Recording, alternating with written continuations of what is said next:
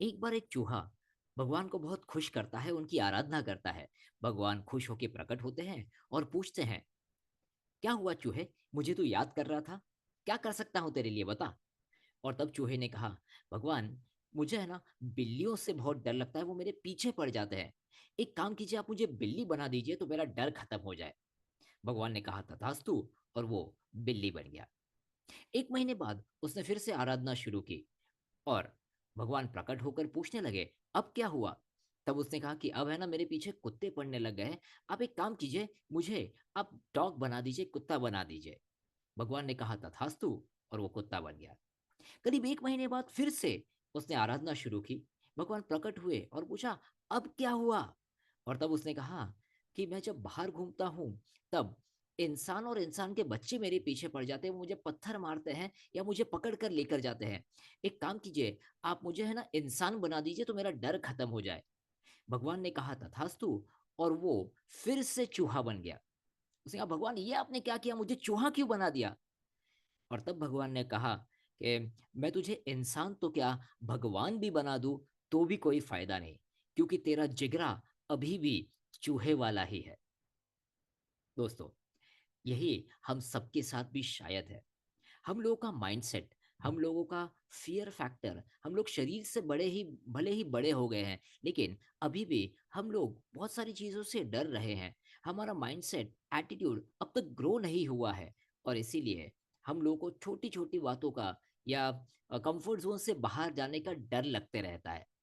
और जब तक हम इस चीज से बाहर नहीं निकलेंगे, तब तक हम कभी भी ग्रो नहीं होंगे, सक्सेसफुल नहीं होंगे, या फिर हम लोग जिसे ग्रेट कहा जाता है वो ग्रेट नहीं होंगे। और इसलिए ये तीन चीजें हैं जो अगर आज से आपने शुरू कर दी, आई एम श्योर आपको बहुत ही बेटर रिजल्ट्स देखना शुरू हो जाएगा।